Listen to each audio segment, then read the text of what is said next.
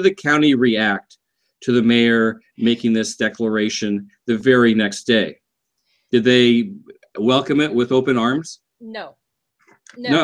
Actually, early statements from the from Jamie Curtis on the Board of Commissioners, Genesee County Board of Commissioners, said he felt that there was no need, that everything was done that could be done. There was nothing else they could do.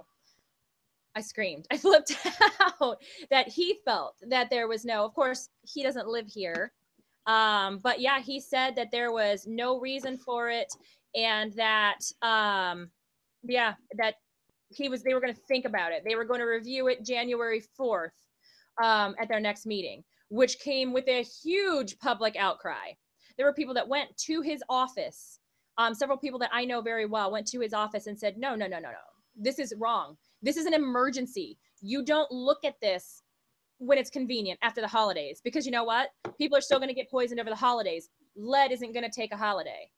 Lead's not going to say, oh, it's Christmas time. Let me go ahead and stop leaching, you know? So yeah, it was, at first he was against it. And then the public outcry was insane and loud, which I'm proud of. Let me just reiterate that the people have driven this entire thing.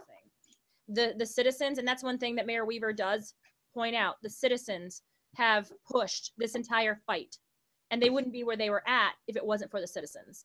So when there was a huge outcry and people called the office, and finally he decided, yes, we're going to consider it. And then, yes, we're going to go ahead and send it on. We're not going to wait till January 4th. So now it resides in Governor Snyder's hands.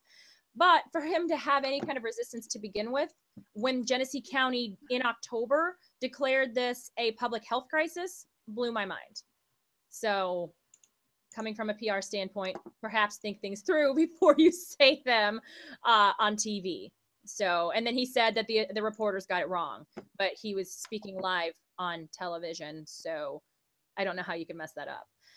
Again, that's my PR side screaming, saying, no, you speak to somebody, you have a prepared statement first, and think through your decision before actually telling the world that, you know, you're gonna think on it. Let me think on it.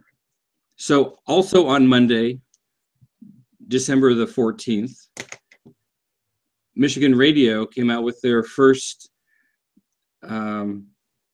installment of their documentary. Yes, this is strong and powerful because it covers what we've been through very well. It does. There's a lot of things that still, I mean, I don't know that anybody will be able to actually cover every step and everything that's taken apart in this. But we're going to try. We're going to try to get everybody's stories out. But Michigan Radio has done a great job of constructing a timeline of how these things occurred and what things triggered change and movement. So, of course, that's Leanne when they, at their old house here in Flint, and their lead was absolutely ridiculously high. And there was, it was an odd situation with her service line, and it's not the common, but hers being so high got the attention of the EPA and of Virginia Tech. And that's what got them interested, wondering, okay, is this in other areas? And that's the thing, is we still don't know. We still do not know if there's other really long old service lines like Leanne's feeding into people's homes. We found some. There was, through the Virginia Tech testing, there was a wonderful lady who's part of the class action lawsuit who, her service line, the lead tested at 1,059 parts per billion. So it leads us to believe and fear that this is a problem in more than just Leanne's house. And that's what we've been saying all along. I don't live near Leanne, and I have copper and lead in my water. So we knew when we talked about this, we knew that it had to be a widespread problem. So thankfully, with her high numbers, which is completely unfortunate because her whole family, you know, they got all the rashes when they were switched to the garden hose water. They got a rare staph infection, and her son's lead poisoning. He's only 4, and he's such a sweet little boy. They all are. She's got wonderful kids. Without hers being so high to set off these alarms, we may not have where we have now. So it was very important to cover how Leanne's 13,200 parts per billion in her water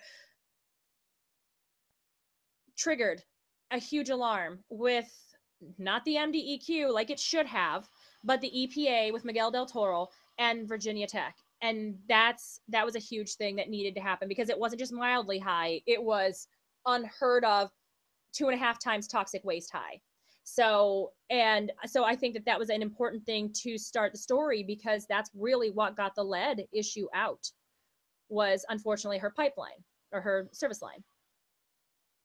So they did a good job humanizing everything that's happened. That's some of the rashes that they couldn't explain, and they have scars from those rashes, like many people in Flint do.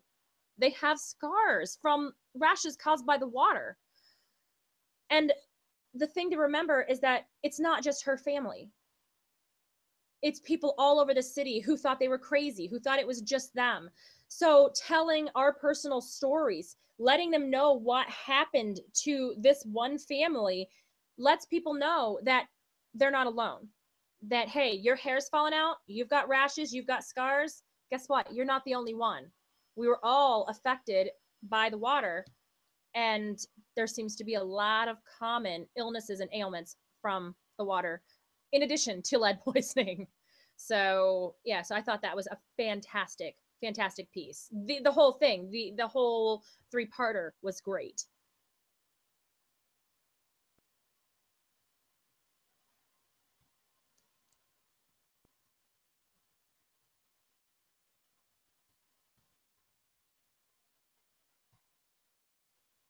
So yeah, so looking through and some of these I didn't even know even popped up.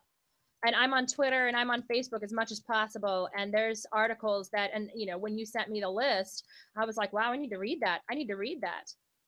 So it was good to see the Legislative Black Caucus backing the request. I know I've spoken with Senator Anna Nick and Sheldon Neely, and they know we need help.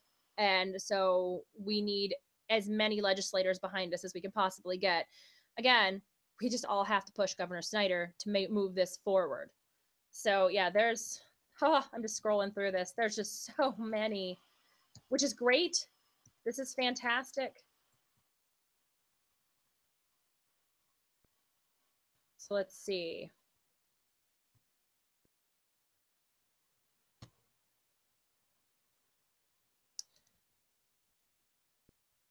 Where we're at. Wow. And this is still on the 14th. And then we go to the 15th, which Rachel Maddow. Rachel Maddow coming up when Karen interviewed with her. That was so powerful. Naira Sharif from Democracy Defense League Water Task Force was standing there in my living room, and I got a text actually from Ron Fonger saying, hey, look at this. Because we actually had NBC and CBS at our house on Tuesday night. So I didn't know it was happening because I didn't see it on Facebook because I wasn't online. And sure enough, there she was on TV, and we videoed it, took pictures, jumped up and down and cheered and thanked her so much. Funny story, earlier in the day, I had lunch with Naira and Mona, Dr. Mona Hanatisha. We were eating a quick lunch and discussing everything that was going on before the press conference, and which the mayor was going to talk about what a state of emergency actually means. And then all of a sudden our phones started blowing up, people wanting interviews. So we realized then that this was going to be a huge issue. Excuse me. Excuse me, sneeze. So we realized that it was going to be bigger than we expected. I mean, we were glad that she had done it, that she had declared it. And we figured there'd be some buzz, but not nationwide buzz, not producers from NBC New York and CBS News about the Today Show and this and that wanting to talk to us. So then we did the interviews, and there we see our amazing mayor actually talking about what we need for once. Keeping in mind that the mayor we previously had the entire time told us the water was safe. He drinks the water every day. The water's fine. He actually went on the news drinking a cup of Flint water saying it tastes great. Tastes a little bit like chlorine, but it tastes great and it's safe.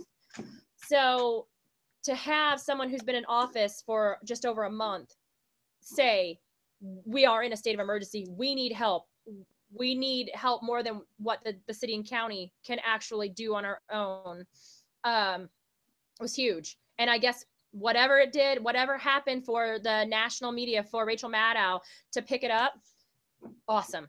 Just fantastic. And Karen did a fantastic job explaining the situation.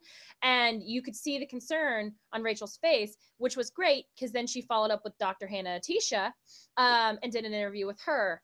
So yeah, so we were very happy. After all the cameras left, we were just jumping up and down the living room. We're like, oh my God, you know, the nation cares. The nation is listening. We have the nation listening to what's happening in our little city.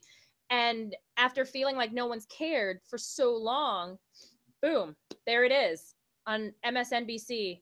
And there's our mayor. And that was fantastic. That was awesome. So that seemed to be just a big, huge pickup in speed on the media list. So how about the Washington Post article? I believe that was on Thursday or on Tuesday as well, the 15th. How big was that? I'm like, that was great. I have Brittany Greason. She's a photojournalist, and she was working with the Washington Post, and she had talked about this story for 6 months and tried to get them to allow her to come back to tell the story through photos, to tell them how serious it was. So for them to finally say, hey, there's a problem. Wow. That was huge. My phone has blown up because people are like, did you see this? Did you see this? Did you see this article? And that little girl, that's Lila, that's the Pembertons. They've marched with us since January. They're amazing, amazing family that have suffered. They've suffered so much. And so for them to pick this up and say, this needs to be mainstream. This is a huge problem. Finally, I think it took the medical information to come out about how bad lead in water is for children, elderly, for people in general. I think it took that for people to say, hold on, this is for real poison. This isn't just a little bit of a problem. This isn't a maybe problem. This is a total, yes, the rest of your life problem. So when they picked up on it, that was also huge. And I know there was a couple people that got a hold of me and said, well, we need to interview you. The Washington Post blew this out of the water, so we want to follow up. And I said, sure. Instead of being angry saying, oh, where were you? No, great, good. Please tell our story. So yes, and that was a great article. It was very solid about the risks to children, as well as, you know, people have to remember, I'm 37, I'm extremely sick. So it's not just children. That's me and Gladys. She's amazing. It's not just the children. That's Tony Palladino telling the mayor off, the former mayor off. The former mayor who never declared a state of emergency, who never said we even had a problem. To this day, there's nothing saying that, yep, okay, water's poison. This is bad. We need help. So that is one of the reasons he's no longer mayor. Is this your hair? No, this is Tony's hair. This is some of the hair he's lost, and he collects it. He kept it in a bag, and so did Gladys. And I take pictures and then I throw it away because it's sad of all the hair that I've lost. Yes, Tony. He's like, I'm a man, and look how much hair I've lost.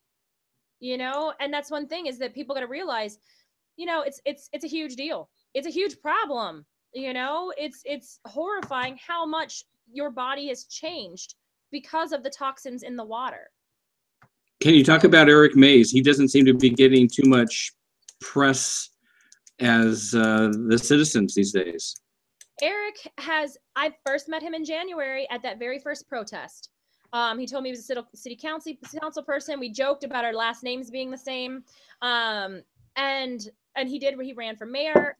He's marched along with us. He's not changed his course. You know, he's flamboyant. He gets into trouble. I believe they pick on him because he is so vocal. He spoke out against the Flint River. He's spoken out against the KWA, the Carragandi Water Authority coming up. He's spoken out against crooked council people, crooked state people. He's been extremely vocal, and I think that they've targeted him. And he gets very passionate, so that sometimes also gets him into trouble and escorted from meetings, but he wants the truth to be heard. I respect him because his job aside, he doesn't care. What's true is true, and what he knows is wrong is wrong. His mom almost died because of the water. They put off his mom's aneurysm surgery because she had a rash because of the water. They had to wait for the rash to go away. So they had to wait while she had an aneurysm. She could have died. And people don't realize that. He has been personally affected. And that's why he continues to march with us, to protest with us, and stand up. And he's learned a lot about water. And you know what? Good. The other city council people should have as well. But instead, they rode the fence. They changed their minds. They went back on what they were saying. They never stayed as steadfast as he has. So I appreciate it.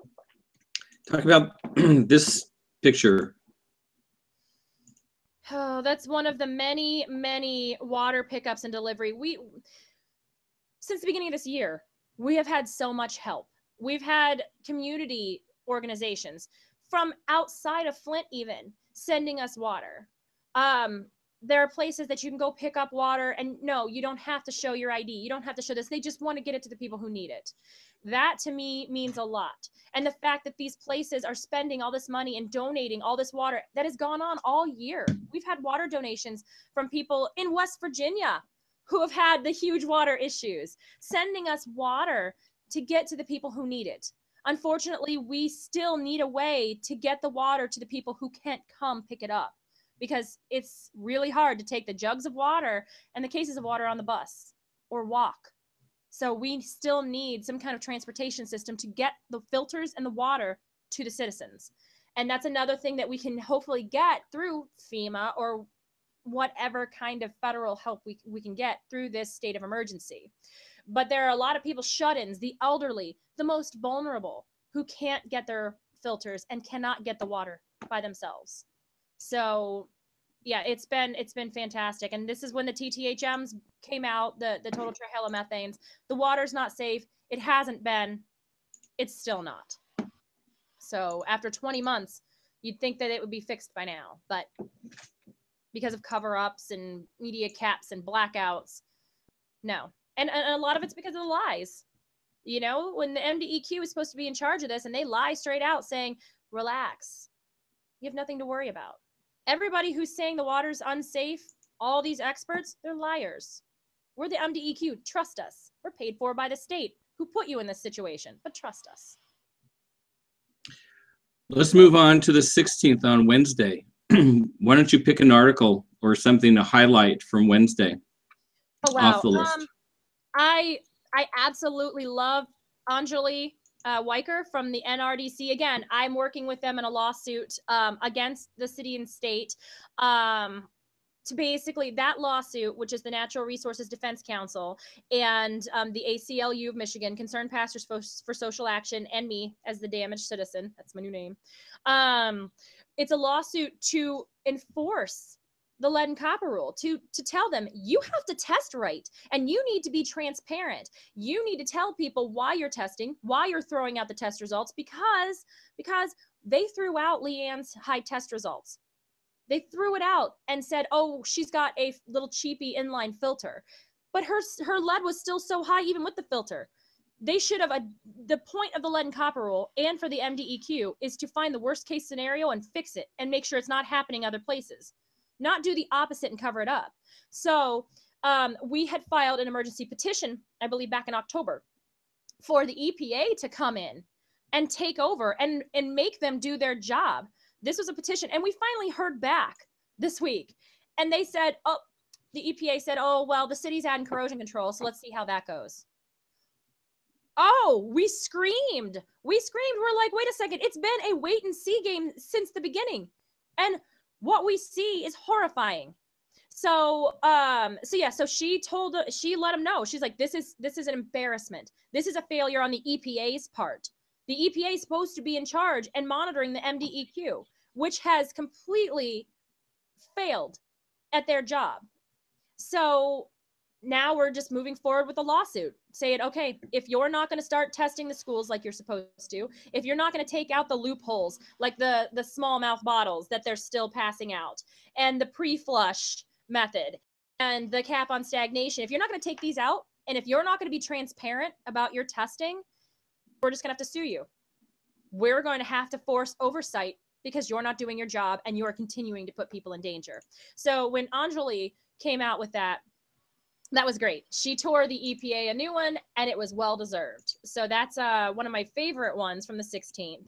And also watching Aaron Brockovich and Kurt and Dr. Mona and Karen Weaver talking about what's going on, and the fact that they talk about the citizens. That makes me happy because, again, we want to remind people that you can stand up. You can do this too. Everybody kept telling us the water's not going to get changed back. Karen's not going to win. You're not going to get any difference. You're just going to have to suck it up and drink your poison. You can't beat the government. Guess what? Not true. You can fight the government. If something's wrong, it's wrong. Fight it. So it was an honor to hear them talk about us and what we've done as citizens. So, so that, oh God, yeah, then I'm looking at all these articles on the 16th. So there's MLive, there's Huffington Post, there was the Michigan Radio, continuing with their documentary, The Guardian. Our segment on CBS News aired that morning, which talks about how it actually feels being a mother of lead-poisoned children.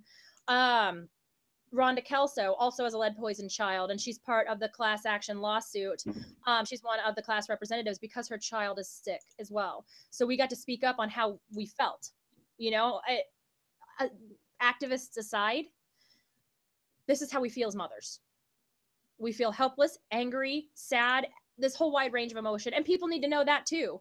It's not just, hey, we're going to continue to fight. We're upset. We're broken. We are scarred by this because we can't fix our kids. So I think that was an important piece to come out, that, you know what, we're fighters, but we're also people. And we have to look at our kids and we have to live with these damages for the rest of our lives, which then again fuels our fight. So I thought that was kind of important. The real news, and then the next day is Jim Ananek. He gives me, I get a kick out of him. I really do, because he said, we need more. We need more than a spokesperson. The fact that we don't have a trained emergency coordinator, we have nothing set into place. Come to find out, the emergency protocol for a man-made disaster or a natural disaster was only designed 2 months ago. This plan was only done 2 months ago. Is scary. I mean, what happens if Flint gets hit with a natural disaster? You know, so city wasn't prepared, state wasn't prepared. So for him to call for the governor to get up and do something and help us, send us somebody, send us the Red Cross, send us help. And it hasn't been done. That I got a kick out of that. And you know, he's very firm and very hard, sharp speaking. And I'm glad to hear that, because we just hear too much of the sugarcoating, and we don't like that. Also that morning I was on, the Democracy Now! Interview aired with myself and Kurt Guyette, and I thought that was great. We got a great response. I've had so many people email us, hit up the website, Facebook us, asking how they can help. And that's why we do this. So that's amazing. So we were able to talk about the different aspects of this to the world. So it was an honor to be on Democracy Now! The fact that they wanted to pick up our story and actually tell it with facts, and get it out. And the fact that, yes, behind all this everything was caused by decisions by politicians. If they'd let the water plant do their job, if they'd let us stay on Detroit like we as citizens wanted to, because again, we've had no vote. We weren't allowed to vote to go to the Flint River. We had no say. And then we have no say to go to the Karagandhi Water Authority either. These people that sit in a room have made these decisions for us. One being the emergency manager, who is not an elected official. He was an appointed official by the governor. So every time the state comes out and says, it's not our responsibility, we're not going to take responsibility here. Oh, yes, it is. It is your responsibility. The governor appointed this human being to be over all of the decisions in a city, one person to make the decisions for 100,000. And look how that turned out. Well, 4.5. It took 4.5 people to screw this up, I guess. So, so that was a great interview, and it was an honor. It was an honor to be on the show, and they're going to continue to follow up with this because they're just so horrified. They're so horrified that we have no say. The citizens have no say. We have no democracy. We have a dictator. We still have one in place. Everything has to go through the city administrator, which she goes to the governor and reports back to him. So we still have a dictator in 2015 in the United States. Unbelievable. So then there's poison. So then we have poison water. Wow. Yes. Then Detroit Public TV on the 17th. Oh, when the mayor or the governor went on and said, well, we need to look at all sources, again, trying to say it's not the water that caused the lead poisoning in the kids. Apparently 100,000 people found some lead paint and started eating it. Oh, no. It's been proven. It's the water, sir. It doesn't take a genius to be able to read the science and look at it and say, let's see, poison water, full of lead, poison kids, blood full of lead. But again, he suggests that we should look at all avenues because, we all apparently went on a lead paint diet. Congratulations to us. I don't even know who has lead paint in their homes anymore because there's such strong HUD and abatement programs. I don't know. But apparently that's what he thinks we're doing. So he thinks the citizens of Flint are chewing on our windowsills. So, yeah. It's infuriating. The things I would say to him if I had the chance. I would actually make him look at my kids in the eyes and explain to them why he's not helping. Explain that to my sons. So, and then explain it to me as somebody has to tie me down to a chair. Still an angry mother. So, then, let's see. Water crisis. There's so many. Oh, yeah, that same day. So, Governor Snyder appointed Harvey Hollins. Great. Great. He's known about the problem. He was involved in these governor meetings that we went to in Lansing. The latest being August 4th. Yeah, great. So you've got a communications guy handling this that is also appointed by you and works directly for you, just like your EPA task force or your governor's task force. Okay. Maybe I'm missing something here, but the fact that he's naming people, his own people, to look into this when it was his own people, his own agency, his own emergency manager that caused this and allowed this to continue to happen. Yeah, it's no wonder people are furious. The response online has been just classic. Yeah, let's go ahead and you trust the person that caused this to go ahead and fix this, and then let's send in a PR guy to fix it. It's great. Good. So that just, again, proves to us as citizens how little our governor actually cares. I really hope he watches this because seriously.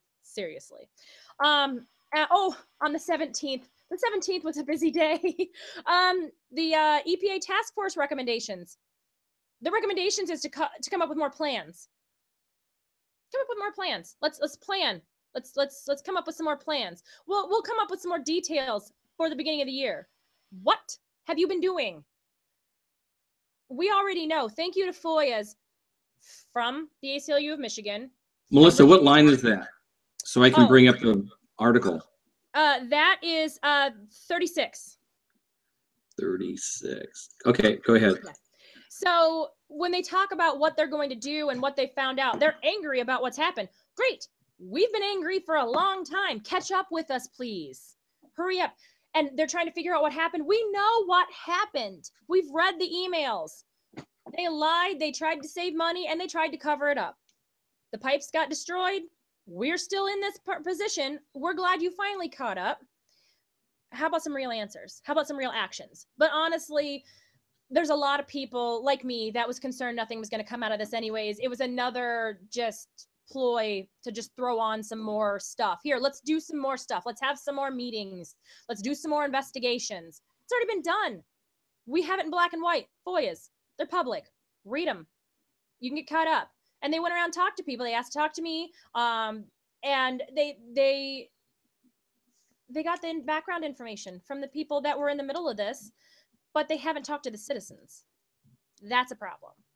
Those are the people that are truly affected by this. Those are the people that you need to answer to. Those are the people you should have talked to. So again, I got the invitation to talk to them and no scheduling was done.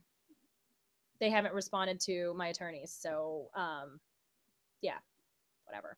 I would have liked to let them know that as a citizen, this is not the way to go. This is not what you do. So far, nobody's done anything besides Karen Weaver to restore trust in our city or state government. And I don't know if that's even going to be possible at this point. And so when we read articles like this, we just shake our heads and we're like, it's the same thing as the meetings we went through in January when they tried to tell us all about TTHMs from their research from 1985. We all have Google for the most part. We already know. We've already read up on this. So far, you're not telling us anything new and you're not offering solutions. That is what the people of Flint need right now. So there's some anger for you. Can you talk about this letter? Let's see. Which one's going to anger me the least?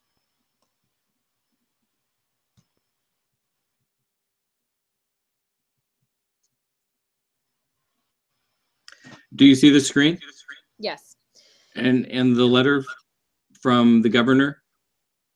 Yes, that's what I'm looking at right now. The task force? Yes. It talks about at the state level, there has been a confluence of efforts between Are you serious? Now, perhaps he has a different definition of efforts than the rest of us. They talk about continual improvement. They said you make solid recommendation to establish a person. Pick a water expert, not a PR guy. Pick a water expert. Pick somebody who knows what's going on inside and out. But again, talking about a dashboard. Okay, so when we talk about Flint and the fact that not everybody has internet, that's cool. So we can look at a dashboard and say nothing is happening, nothing is being done. Fantastic. So for people who don't have internet access, they're just out on their own, which are the people we're trying to reach because they don't know the water's not safe. So, to me, it's fluff. It's all fluff. There's no real, we need new pipes, sir. We need new infrastructure. We need medical help. We need educational assistance. We need help. People need, they talked about it. Mona talked about it with PTSD. We're afraid of our water. We're afraid of our taps. Our lives are turned upside down. We don't need a dashboard to know it's messed up. We know that it is. We don't need a PR guy to tell us it's fine. We've already had that. We dealt with Brad Werfel. We've heard enough from a PR standpoint. And I've heard that he's angry and wants to make change. Good for you. We need new pipes. We need trucks of water to come to these people's houses who need water. We need therapy for these kids and for these people who are traumatized. We need you to get a handle on our bills and the shutoffs for poison water. And the fact that we're receiving bills for water that's been prepaid by the State and Mott Foundation. The water's been paid for. Why are we receiving $300 a month bills still? Those are actual solutions to the problems. This is just more bureaucratic, blah, blah, blah. That was my professional legal translation of this. PR speak. Yes, that was my PR answer. Blah, blah, blah. More bureaucratic, blah, blah, blah. Again, proving to me and other people that he's not taking this seriously and has little to no intention of actually making a difference in our crisis. So knock it off,